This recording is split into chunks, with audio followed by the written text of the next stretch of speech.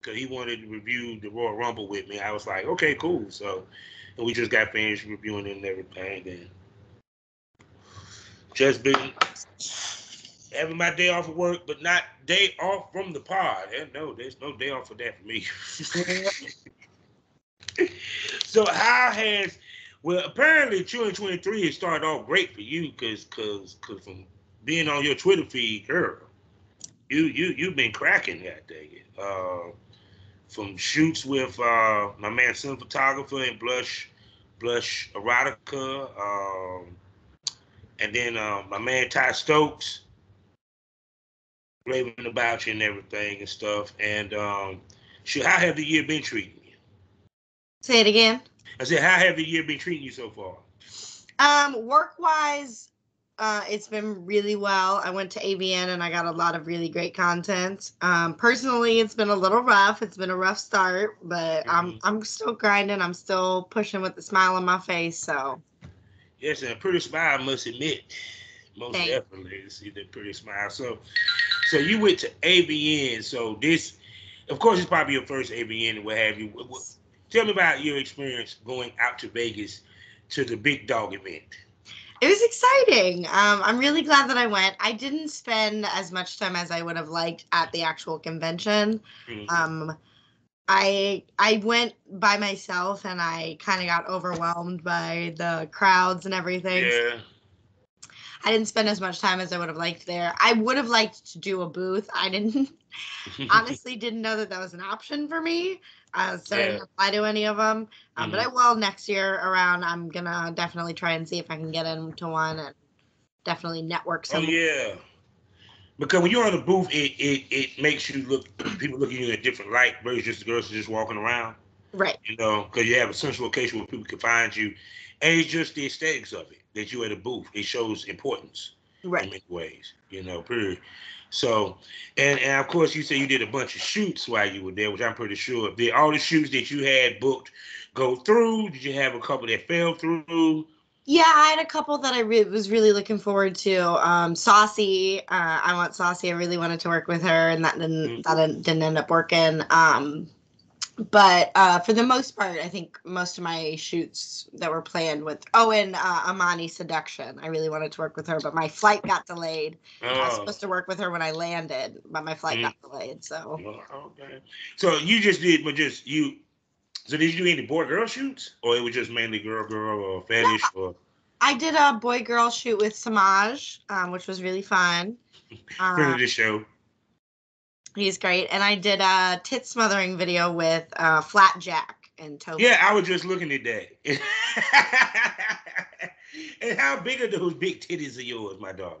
They are 38Ks. Yeah, shake them, shake them, shake them, shake them. We love when you shake them. Yes, 38K. Ooh, yeah.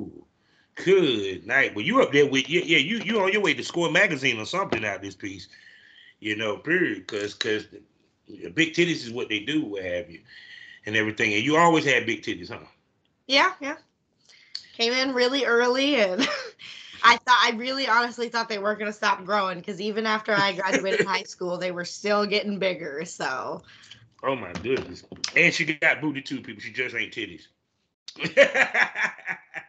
Mostly titty, but I got a little booty. Yeah, but the titties are the money makers, as I can see at this piece. So, with that being said, hello everybody, and welcome to the Smokers Lounge here on Anchor. And y'all know what to do. If you want to be a podcaster, either download the app or go to anchor.fm and get yourself a profile. I'm your host, Kavanaugh the Southern Champ, aka the Porn Rap Star. Y'all know what it is. Find all my links with one link, allmylinks.com/Porn Rap Star. 4 wonderful sponsors to tell you about. First one being the Facebook LS community, lsworld.com. Next up is the hottest adult mag in the game, eroticismmagazine.com. Also, check out 90% profit for you content creators, as well as no hashtag issues, and for you consumers, a new place for you to consume your XXX content. And we're talking about xsitebunny.com. And last but not least, award-winning, award-nominated, also black-owned, Smut with Voiceover, and she worked for them and happened to be one of our sponsors. We're talking about Blush Erotica. So go to blusherotica.com, and while you're there, go ahead and check out their virtual reality side, which is called Beaver. So that means you get to actually see some sex with your Oculus. Next level shit, don't you think? Also, proud member of the GW District Black Podcasting Network. So go over to shopgwdistrict.com and buy products from over 500 Black-owned retailer shops and boutiques. Also, go over to fullyswapradio.com where you can listen to me 5 days a week in the morning. You can wake and bake and drink your coffee with me and the top porn star, chop it up about the business of porn and everything else up under the sun. Also, check me out skyhawkafterdarktv.com as well as the BGP LLC app, which I was just on talking about wrestling. Go check out my man Gerald Roberts. He got some hot shit going on. So I'm going to shut up, let this sexy, gorgeous newbie with huge titties and a nasty, freaky disposition introduce herself. Hi, I'm Anastasia Allen Poe. I'm new on the scene. I've been in the industry for about a year now. I'm a BBW model and a fetish model. Yeah. Oh, no doubt. Yes, because I always talk to females about always expanding your repertoire into the fetish world because there's money there and everything. So we're going to take a time machine. We're going to go back. I don't know how far back because I don't think you've been in the game that long. But what brought you into the game? So it's funny. I actually got my start sort of accidentally on Twitter. I inadvertently posted a tweet about my feet, and I got inundated with messages asking for foot content. So I just started selling pics on Twitter, just through DMs and like posting, occasional tweets of my feet and stuff. I started getting, I was doing fairly well with that. And I started getting more messages for like more hardcore stuff. And I was like, I've always had an interest in that world. So I saw some appeal there and I saw that I had a market for it. So I kind of took that plunge, and that was October of 2021. I made my OnlyFans, and yeah, the rest is history. So it began with you selling your pictures on Twitter. And people say you can't make money with Twitter. Who would thunk it? And so it started with your foot fetish or what have you. And then you started getting requests for titty pictures and so on or what have you. So from there, when did you start doing video stuff? Because of course, when you got your OnlyFans, I'm pretty sure pictures just, even though don't get twisted, pictures may sell, the money's in the video. Yeah, for sure. It maybe a month or two into having the OnlyFans, it was mostly pictures and some solo videos. And then finally I was like, let me find a partner, somebody local that I could shoot with. And I had a friend that was sort of interested in doing his own OnlyFans. So I sort of worked with him, and then I reached out to Vex Voltage, who's absolutely incredible, and started working with her as well. So that was my foray into collabs and stuff.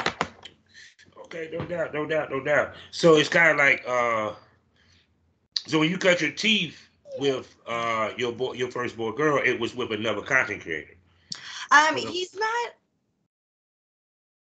not exactly yes, he is a content creator, as his own OnlyFans. He doesn't market. He's not like very much in the world. He just sort of does it on the side sort of thing, but he is another content creator, yes. Okay, no doubt. And that was what y'all do, like POV, tripod work, stuff like that.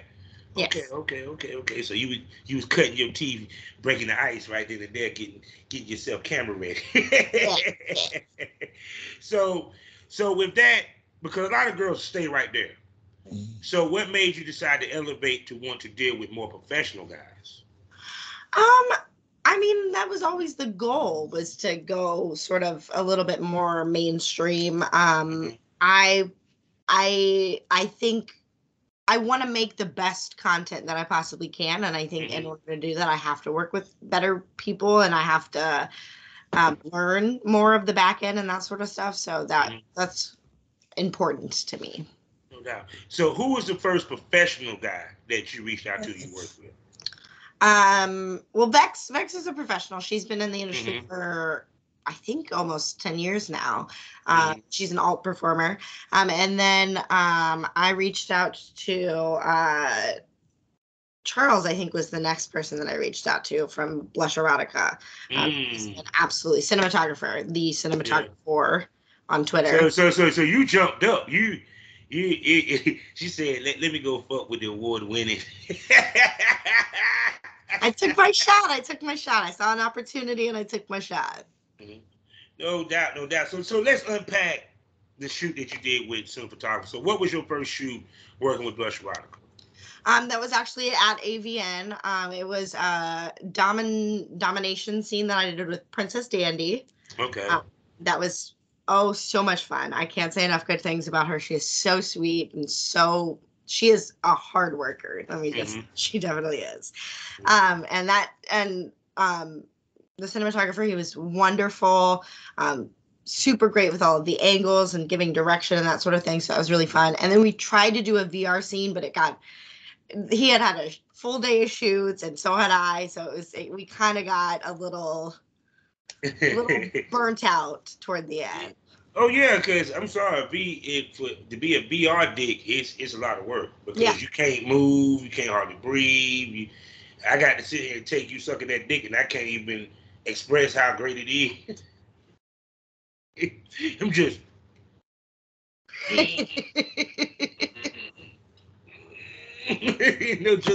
Just stuck, petrified. So, but yeah, you got to pace yourself when you do the conventions because not only for yourself, but also the guys that coming in, they also got to pace themselves because when you coming in, you the third shoot in, or this is my third shoot.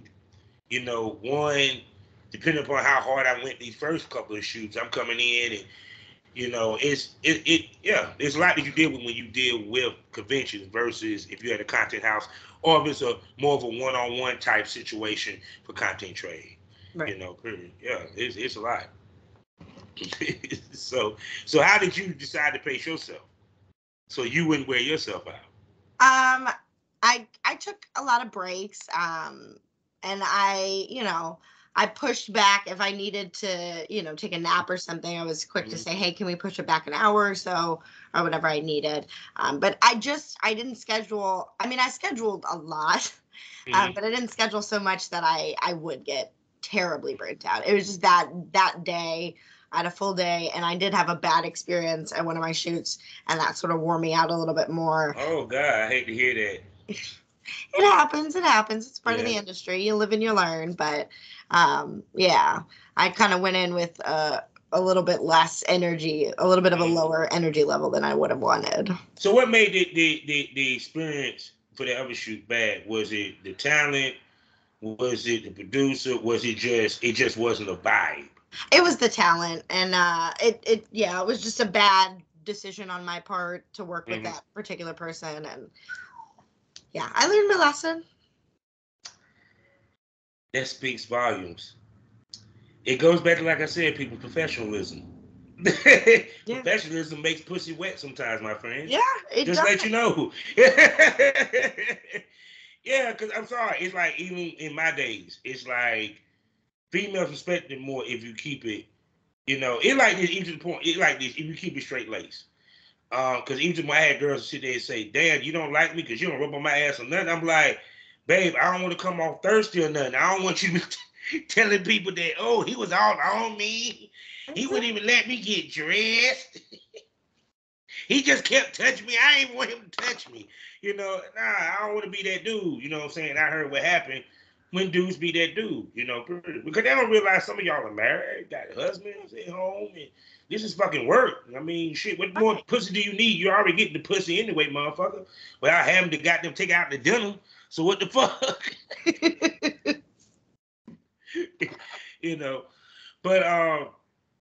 But anyway, but like I said, with the bad experience, how did you get through it? Because a lot of people don't never talk about when they have a shoot that is rough going. So I spoke a little bit about it on Twitter, and I got a lot of support from other performers and fans and stuff. So that helps a lot. But yeah, just sort of taking a step back and recognizing, the risks that come with working in this industry, Mm-hmm. and that you really have to be careful and look out for yourself and do your due diligence and vet people and all of that. So. Oh yeah, because like I tell anybody, even with tests, you're only as good as the last person you fucked. Yeah. You know, period. And it's just funny from having conversations with legends, you know, recently, like how it was then and how it is now. Like shit, 30 days was good. Now shit, you better be walking there 3 days, 14 days. I'm like, but y'all spend money on TTS like goddamn, like it became a straight up bill, literally. It's crazy. It's like $300-$400 to get those tests done. And people wonder why my ass retired. Yeah, that's a bill, goddamn it. That that's a car note. Right. And then also you have to be in an area where you have a lot of talent that you can reach out to where it's worth that 350. Right. I done got 5, 6 scenes done or what have you within that time frame. And it's your hurting feeling that you done pay that 350 somebody flaked. And that was the only shoot you had left. Oh God, that's money lost you can't get back. Right. So yeah, because I tell people you got to also, it's a sacrifice that we take in our personal sex life because we have to be careful about who the hell we fuck because part of our money is made of being clean. Exactly. Yeah.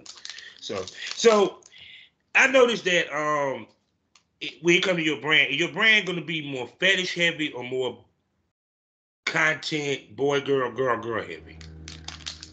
At the moment it's kind of a mix. I'm leaning more towards the fetish world just because I feel like there's a bit of more of a market there, and there's not that there's less competition, but there's more room for like your own niche, you know. It's So not saturated neither.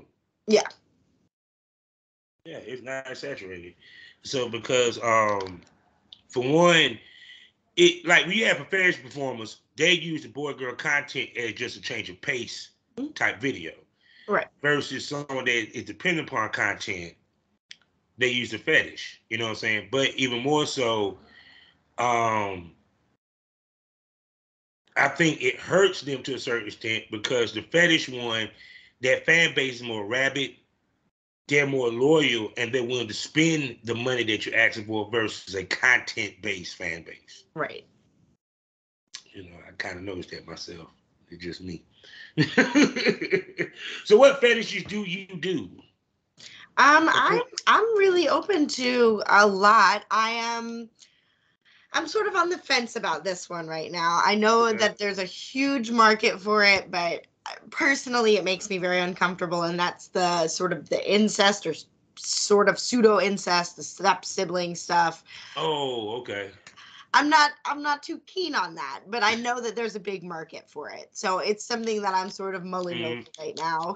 But the stuff that I do, I like some femdom stuff. I like a lot of tit heavy content, tit smothering, that sort of stuff.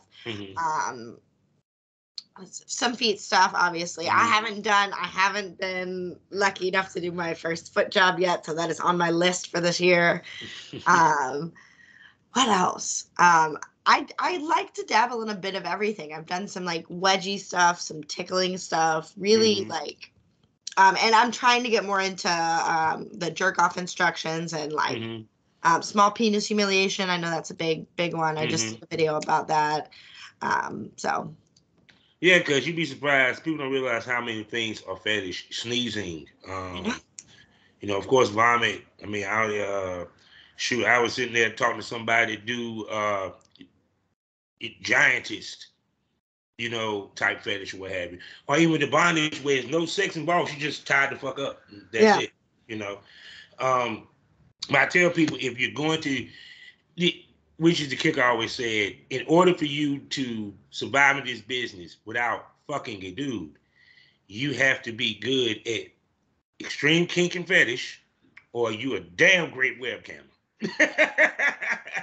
If not, at some point, sorry, ladies, you will have to suck a dick or fuck a dick at some point. It's true. It's true. Yeah, because I be hearing girls that sit there and be Like, well, I'm worried that if I do that, my fan base is gonna leave me, or it's gonna hurt me, this and third. No, you're gonna expand your fan base. And two, your fan base is kind of a natural succession and progression into that anyway. But that's the reason why you expand your repertoire to where you have variety on your site to where you won't bore your fans. Right. So they're not seeing too much boy girl. They're seeing fetish. They're seeing boy girl. They're seeing girl girl. They're seeing gang bang. They're seeing whatever, of course, what you into or what have you. But the whole key is not to bore your fan base. Because people don't realize you can bore the shit out your fan base. And Oh that's make the yeah. money go down. Just doing the same thing over and over again and not really exploring other worlds, that it gets old. That's why I like to do sort of different niche stuff. Most definitely, most definitely. So, of course, you do content trade or what have you, and you have cut your teeth with top talent. So, what do someone have to bring to the table, especially men? Because that's going to be women. I'm not worried about because we know how that works. If you find her pretty and y'all connect, it's on. But dudes is a totally different animal. Right. What do a dude have to bring to the table for Anastasia to say yes, I do content trade with him? There has to be a level of professionalism to you. If I look at, well, I don't know. There has to be a level of professionalism, 100%. And there has to be an openness to the fetish scene. I 100% am comfortable doing straight boy girl scenes, but I like people who are comfortable with titty fuck. Like, if you can't, if that's not something that you're into, that's not, that's huge for my fan base. I like to try to squeeze that into every one of my boy girl scenes. So being comfortable with different things, not just straight sex, is important to me.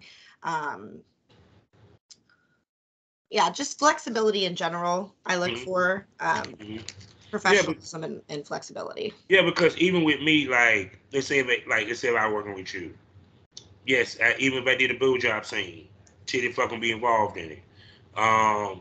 Just little things that can be done. For example, if I would make sure that she would ride my dick reverse cowgirl with her titties bouncing. There you go. You know what I'm saying? If it's missionary, she got her toes playing with my nipples. That's little tidbit stuff within that boy girl scene that also plays into the fetish. And a lot of guys don't understand that psychology of it. Because also, you're not only catering to your boy girl fan base, but you're also catering to your fetish fan base at the same time with the little tidbit stuff. Right. Shit, hell, milking. I'm like, shit, yeah, that's hot. You know what I'm saying? But the point being is that a lot of these dudes had to be willing to be down for doing fetish. A lot of these motherfuckers, they just want to fuck. Yeah. And you missing out because you can play to that fetish shit too, even though we're men. So shoot. So of course we know we do that. Of course, the question that's always comes for you. We come to ladies like yourself. Which makes more money, titties or ass? It's titties. It's titties for me. I got a little booty back there, a little bit, but it ain't enough. It ain't award winning. Let's just say. Yeah, them titties definitely. Cause looking at your pictures, I was like, man, she got some nice titties. Thank you. Pretty ass areolas. Oh my god. Woo. So yeah, titty fuck scene is definitely be in the cards with your ass. So with that, I know that porn getting more extreme.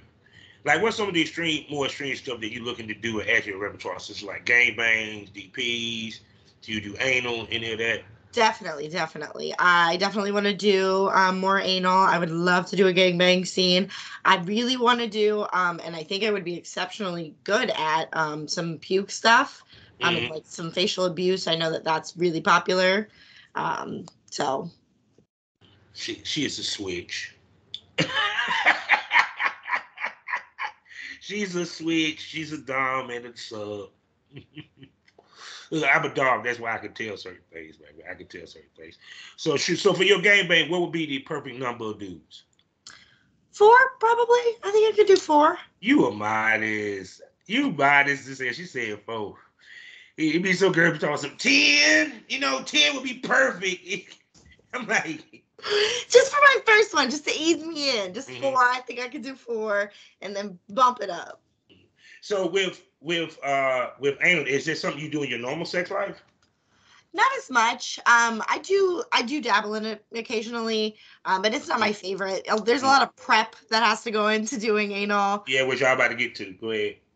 Um, Explain the prep, because see, a lot of people don't realize when we come on set, there's a physical and mental preparation that we have to do when we go on this set.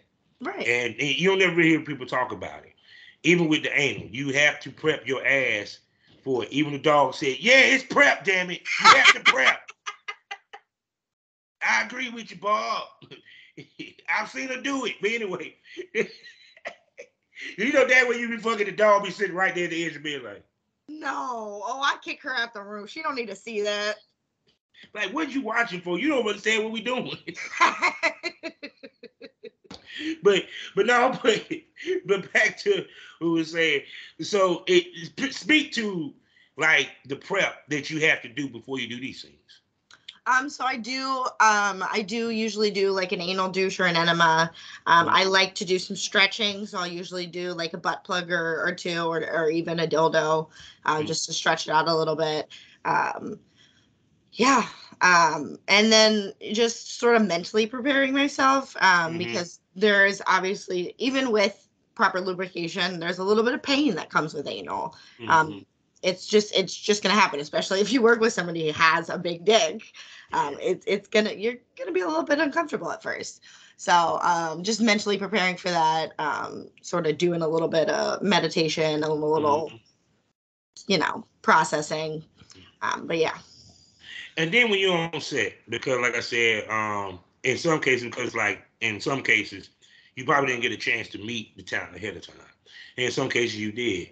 So speak to some of the things that people can do on set to help break the ice, create chemistry, to make each other feel comfortable before they do a shoot. Because I think that's very important that people don't know about. Just introductions are super important. Come in, introduce yourself, sort of give, I don't know, your sort of vibe, like what you like on set, what kind of things are going to make you comfortable, and just kind of being like friendly in general, and like shooting the shit with talent is super important to me on set. I like to feel comfortable. I like to feel like I'm with a friend, because you're about to do something really intimate on camera. So like AJ Fresh, I worked with in Vegas, wonderful talent. He and I talked video games before we shot, and that was a lot of fun. Just shooting the shit. Princess Dandy and I went out. I like to smoke a lot of joints. So I went out. She did not smoke, but I smoked a joint. We went out and talked a little bit about, where we got our start and that sort of thing. So, just getting comfortable with each other, communicating with each other is super important before a shoot. Yeah, because in many ways, whether it's you shooting with a man or a woman, we do have to woo each other to a certain extent. It's not that we're trying to fuck each other off camera. No, it makes her feel good to know that I actually going to enjoy fucking her on camera. Right. Period. And vice versa. So that's part of getting the chemistry, talking to each other, figuring out boundaries. Because a lot of times men don't talk about their boundaries. That's true. Enough on set. Period. The women talk about theirs, but we don't talk about ours. And then he's sitting there eyeing your ass, mad at you because you didn't touch his ass. But you never said she could touch your ass, though. Exactly. You didn't. It comes down to communication. You got to communicate those things. Like, nobody's a mind reader ever. So you have to say, like, hey, that's absolutely off limits. Like, that's going to make me uncomfortable. Or, hey, this is something that I'm open to, but you got to communicate that ahead of time. Just communicate. Yes, most definitely. So people, you know what time of the show it is. It's the time of the show where the pushes go dry, the dates go limp. Let's talk about the business. Now, this is the part of the show where we get serious. We talk about the business side of things because it's more than just filming. So, when you walked into this, did you realize how much work it takes to pursue this? No, I didn't. I went in very naive. I just was sort of drawn in by the glitz and glam of it, and not really thinking about how much was going to go in on the back end and what it was gonna take just to build an audience. So no, I went in very naive. I should have done some more research before I got my start. But I have people that I can reach out to. I'm not hesitant to shoot a DM to somebody, even if I don't get a response. Mm-hmm. I'm always there to take that shot. Yeah, because lots of people think that this is easy money. You know what I'm saying, especially with certain people that gets pushed up by social media. And such as a Miss B Nash, such as Jimmy Smack, such as what they were talking about with Iggy Azalea. And it make it seem like what we do is not that hard, not that important, not that great. I mean, I remember people used to ask, is the sex really real? Do you really fuck them? I kind of have to really fuck them in order for me to come. I just can't come off with thought. You know, I mean, even though y'all don't necessarily reach an orgasm every time y'all shoot. Right. You know, so have you reached orgasm on set before? Yes. Wait a second. With female and male or just the female? Both. Okay. Yeah, cause a lot of girls sometimes don't reach their orgasm on camera, which is not even about their orgasm, but it's nice to see them have an orgasm. Cause some of them be looking sexy as hell with their orgasm, be shivering. Yeah. but even more so, like I said, so of course, because like you said, you got OnlyFans. What other sites do you also have under your belt that you got your content? ManyVids is a big one for me. X videos and Pornhub.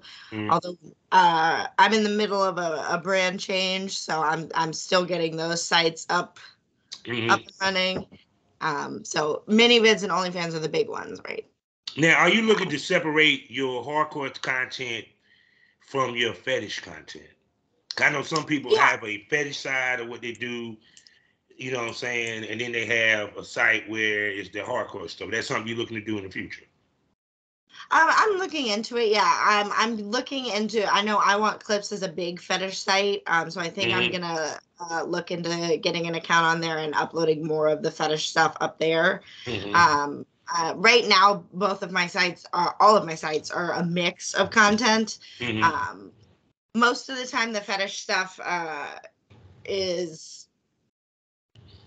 Excuse me, particularly on the tube sites, the fetish stuff is a little bit less popular than the traditional boy girl stuff, the hardcore stuff. But on ManyVids and OnlyFans, it's the other way. The fetish stuff does tremendously well. Well, see, because they're more catered to the fetish, while tube sites is catering to the fucking. You know, a lot of people don't really understand. Because think about it, any site that has webcamming, if you notice, is fetish heavy. The only one that doesn't have webcam that's fetish heavy is Clips for Sale. That's because they've been grandfathered in. There's one of the first fetish sites out there. You know, period. How I know, because I've been in the business that long to know. It used to be a time up to laugh at you as you had a Clips for Sale. Funny how times change. You know, but here's the other thing: how many of the functions do you use on these sites to make money? So OnlyFans, I primarily just use. I sell customs. That's where I make most of my money on OnlyFans and subscriptions. ManyVids, I am trying to utilize all of them. I have information up for texting, for sexting, for video calls, and all of that. That's not as popular as just my regular clip sales, but and I am using the membership on there. I took me a while to figure that one out, but I did eventually get that one up and running. So ManyVids I'm using as much as I possibly can on there. OnlyFans is a little bit more restricted. Yeah, because like I said, with you, and we about to get into the brand talk, is that you're developing your brand, you know, slowly but surely what have you. and everything. What do you want to implement into your brand that you have not implemented yet? It's a good question. I don't know. I'm really looking for more guidance when it comes to the business side right now because I don't have a lot of information on it. I don't have a lot of background on it. So right now I'm more content heavy. I'm more focused on the creation of content and collabing and networking and meeting as many people as I can to work with. So building the brand is sort of secondary right now, which isn't ideal because I am still a very, very green talent. But I'm working on it. I did just do, I just changed my stage name. And yeah, I saw that. Cause I was like, wait a second, wait, what? Yeah. but you know something, it's good that you changed your name this early. You know that you you went from Tatiana to now Anastasia. You know, because you're starting early versus you 2-3 years in. Now you want to change your name. Right. That would have, if I had, a huge audience right now and I had done a name change, it would have been really difficult to maintain that audience. Oh, hell yeah. Because then you got to put FKA. Right. Formerly known as. Yeah, oh my God. But see, to me, I think the thing that girls should implement the vanilla porn scenes. And what I mean by that vanilla porn scenes is your typical, pizza man. You can do the Uber, or even anything role playish to where it's a skit at the beginning. Because your fans gonna love a story. I don't really care even if it's your solos. I've seen girls that do the solo shit where they implement a story or what have you. Period. So it's kind of like when you come up with your ideas for scenes, where's some of your inspirations? I mostly look at other creators. I look at other people's content and I sort of draw inspiration from that. No doubt. And now, of course, there's keeping up with the demand. So how often do you film or try to film in order to keep up with the demand? Now, I understand your solos is a little bit easier to get off than that of your boy girl. Right. So how often do you necessarily film to keep stuff updated, period? I usually try to film 2 to 3 times a week. If I can squeeze in a boy girl or a girl girl shoot, then that's 4 or 5 shoots shoots a week. So I try to cram in as much as I can.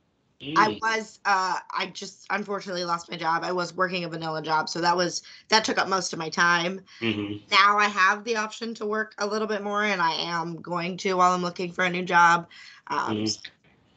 Hopefully you'll see a lot more from me. Oh, most definitely. So how many toys do we have in the toys? Oh wow. I think I have, I want to say 11 dildos. I have a fuck machine. I have a fleshlight. I have what else do I have? I have a couple of butt plugs. And 2 vibrators. So Maddie, okay, so she got a nice line with toys. What is when it comes to you doing your solos? What are your top 3 toys that you like to use? The fuck machine is number 1. That has been the best purchase I've made. So easily. And then I do like I love my vibrator. That's my wand is that's what I use in my personal life when I masturbate is my wand. So that's usually number 2. And then I do love my dildo. I have it was my first dildo that I purchased. That is it's very special to me. That's her husband. Yeah. So do you squirt? I have once. I haven't on camera yet, and I'm really bummed out about it. I gotta really hydrate and practice and get the hang of it off camera, and then I'll start. I really want to. Yeah, because I was like, for someone to use a fuck machine, I think that they kind of like the squirt. Even though I know dudes enjoy watching the fuck machine, period. Especially when you turn it up on high. Right. Hey, shit, how hard of an orgasm do you get from the fuck machine? It's pretty good. It's a pretty strong one. Especially when I get it. I'll start it off probably medium speed and then bump it up, as I go. When I get to that top speed, man, it rocks my world. Oh, Jesus. So, and you use vibrator too? Yeah. Good night. Lord. Yeah, y'all need to go ahead and subscribe and see that, because I wouldn't want to see that shit. My damn. So like you said, you at one point had a 9 to 5, which I tell anybody they're surprised.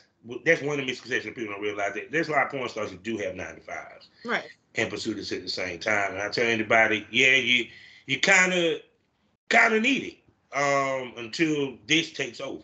right. Till you making a good 6 or 7 figures from the shit, and because you need to guarantee money. Plus, kind of easier to move in the world when you have a 9 to 5, because then you have something to show people if you want to rent, right. you want to get houses and stuff like that. Because if you just say that you're doing porn, or even you say you're doing entertainment, now they want to see bank statements and all that shit. Right. People don't realize how hard it is to move just as a porn star. Mm-hmm. Trust me on that. So, oh my god. So the question which I was asking was, how do you balance it all, your personal life with your career? Because with this porn, it does take up a lot of our time to chase. Yeah. I'm good about taking time for myself, especially when I was working my 9 to 5. I had more of a routine, and it usually involves coming home and taking some time for myself, usually getting high and sort of unwinding from the day, and then I'll start, making content and stuff. But I'm good about taking breaks. I'm good about, especially with the porn stuff. I'm not as great in my 9 to 5, honestly. I really, and I wish it was the opposite, and I hope that it becomes the opposite. But I throw my entire self into my work. I know a job. I'd like it to be the other, where I can devote all of my time to content creation, but I'm just not there yet. I mean, you're just really getting started. Right. You still new, and you're still developing your fan base. Right. Period. I mean, even though you got a hell of a start for who you have worked with. And I'm pretty sure you're getting more bookings as we speak. More people hitting you up that want to work with you, from boy, girl to fashion, what have you, and everything. What certain companies would, let's manifest, what companies would you love to work with in the future? If you're being iron. Queer Crush is a Las Vegas studio that I really want to work with. I love the work that they're doing. I would love to work with Blush again, 100%. Plumber Pass, I'm interested in working with, and Jeff's Models as well. I'm really interested in focusing on the BBW scene, just because I feel more comfortable working with studios that have a large experience working with BBWs, because it's different. It's different being a plus size creator than it is being, whatever. So those are the top ones right now, that I'm most excited for, and I hope that I get to work with Jeff. I am speaking to, so Jeff's Models. Oh, I knew Jeff was gonna hit you up. That was a given. Well, hopefully that'll happen this year. Plumper Pass, I have not. They do follow me, so hopefully sometime down the line. And Queer Crush, I just need to get in communication with. Cause I think a lot of girls don't realize it takes time, and I tell any female, from the first time you dropped your first set of videos on Twitter, you're being watched. They're just seeing how you move, right? And they come get you when you're white hot, period. Because I also tell females that your brand not only encompasses what you shoot, but who you shoot with, also, period. That you want to work with established talent. It's not because of just one, because they got a fan base too that you can tap into, right. But also, if you want to be taken seriously, you have to work with serious people. Exactly.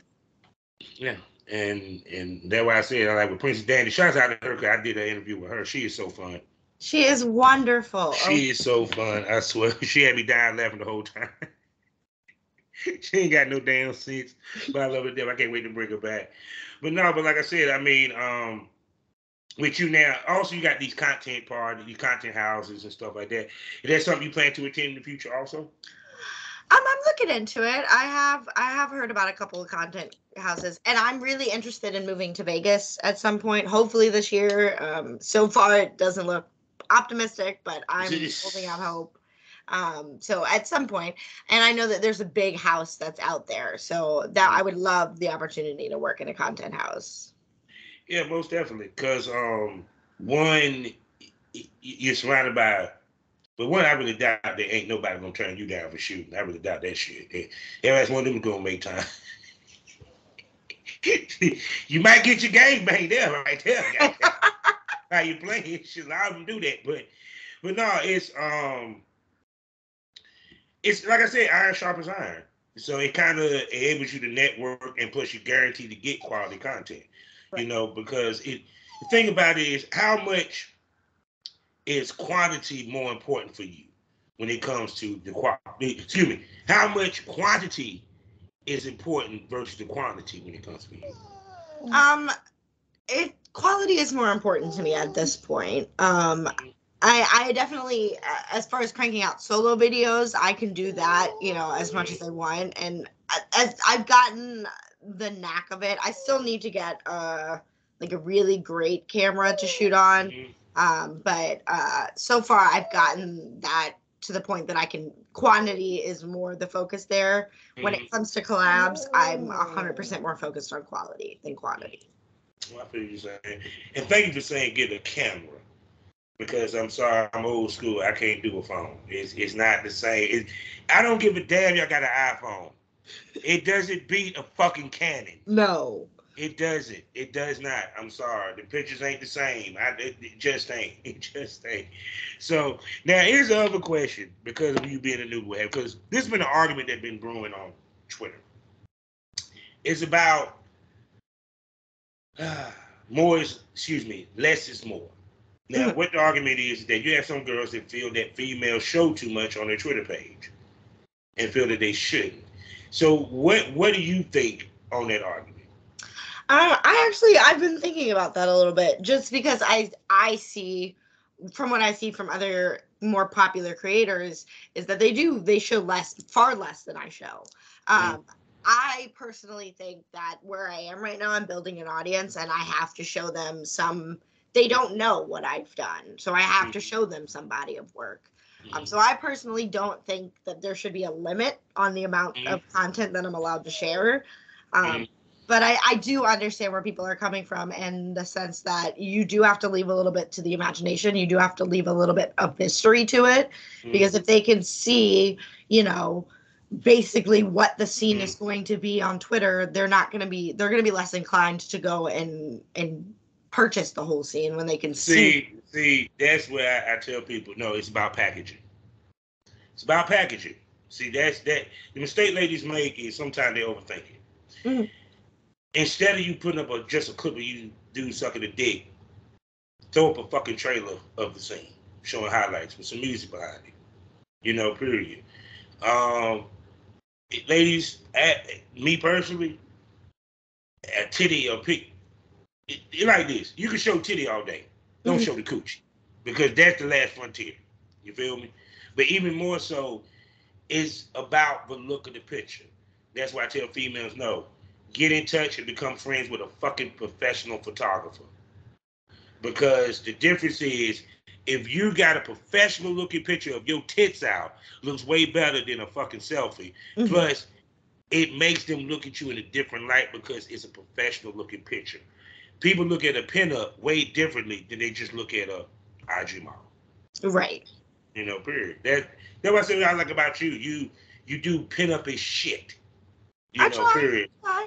Period. You just ain't there with, the toes curled, knees bent, dildo in the pussy. And then you see the goddamn baby crib in the back. She got on the bonnet. Toes ain't even fucking done and shit. You know what I'm saying? Period. The hair ain't even did. She it's about the package. You know, because at the end of the day, it's still smut. Mm-hmm. It's still porn.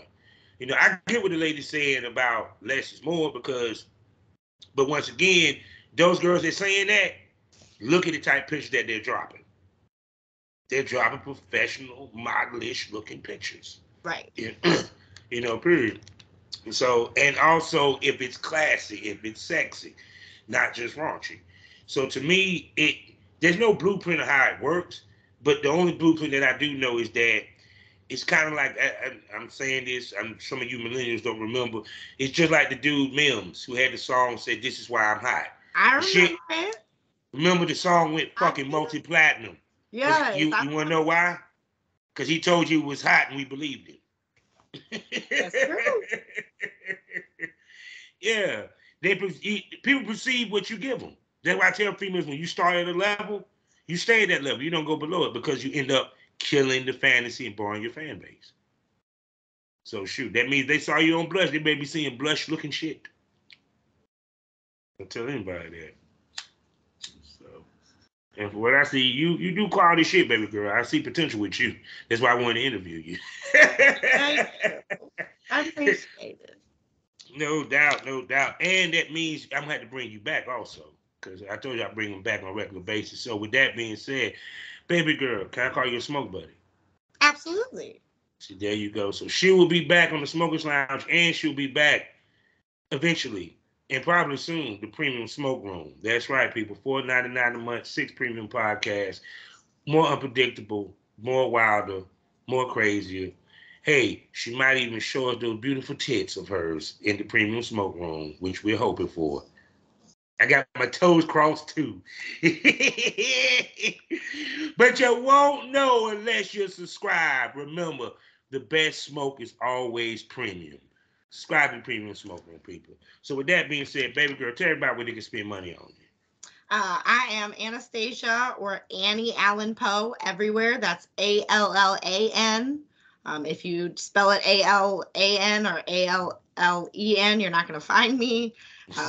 Annie Allen Poe or Anastasia Allen Poe everywhere. So hit me up.